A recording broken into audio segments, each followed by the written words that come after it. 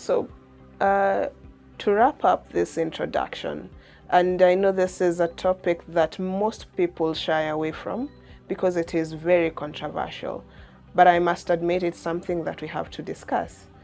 So when you talk about intersex, what comes to most of the people's mind is also the issues of the other persons who want to be recognized by different genders. So that is the lesbians, the gays, the trans, the queer. And how exactly do we distinguish, and why is it that intersex should be given a special focus above the rest? Well, to answer you, my book indeed is a conversation around the intersex children, around the intersex persons. My book has no conversations around the trans, lesbians, gay, queer, and all that. It's very categorical. And way back when we did the first case of Richard Muasia, followed by the case of Baby A, it was very clear, and we repeated, that the litigation was around the rights of intersex persons. So the book is informed by those two cases. So it's basically around intersex persons. And the trans have their conversation.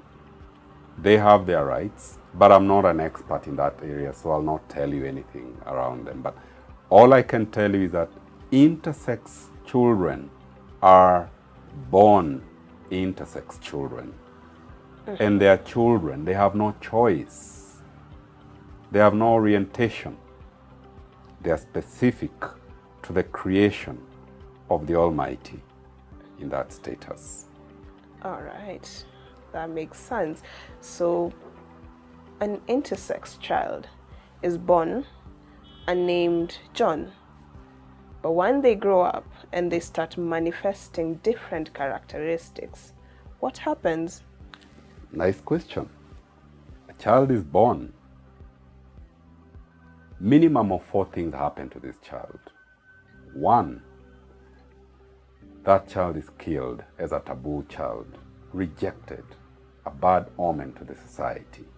Second child in the neighborhood survives, but it's hidden, like we used to hide people living with disabilities.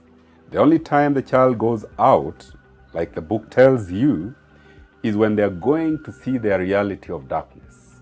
They're taken out in the night for a dark bath to see how dark it is for them. That child, amazing, is accepted by the parents. And the 4th child has to go through, unfortunately, a surgery to try and make this child look like a boy, look like a girl. How unfair. It's very unfair. The UN today is telling the doctors, spare, postpone the blade. These children are normal. They live, they eat, they can speak, they can do everything like a normal child. So that the only time we should speak of surgeries, like we'll see in the right to health conversations, is when there's a crisis, when there's an emergency. Why don't we leave these children like that? They are lovely people. They're created like that. Just like you, just like me. I mean, we are wonderfully and beautifully created. Why do I want to subject this child to a cosmetic surgery in a scenario where there's no law? The doctors are doing experiments like they did in the Nuremberg Code then. I mean, let's wake up. I love your passion about that. But from a critical standpoint, one will say that you have quoted the Bible and said, we are fearfully and wonderfully made. Yet the same Bible says that God created them male and female. So those trying to carry out the surgeries, those trying to pump hormones into these children's bodies might say that we are just trying to correct what God did wrong. Indeed. Yeah. The Creator is the Creator. He is the great I am. I do not know him. These children come through the womb. They are delivered by mothers, carried to term. They don't come from Mars. They are here, the reality is here. The bare minimum, the cry is, let us accept them. Let us not subject the mothers to gender-based violence, to curses in the name of repugnant customs. So the book tells you, the more you know about the intersex children, the more you accept them.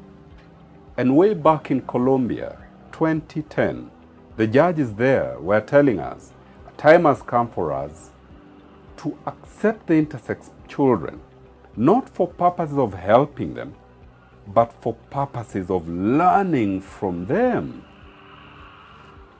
How nice, how potential.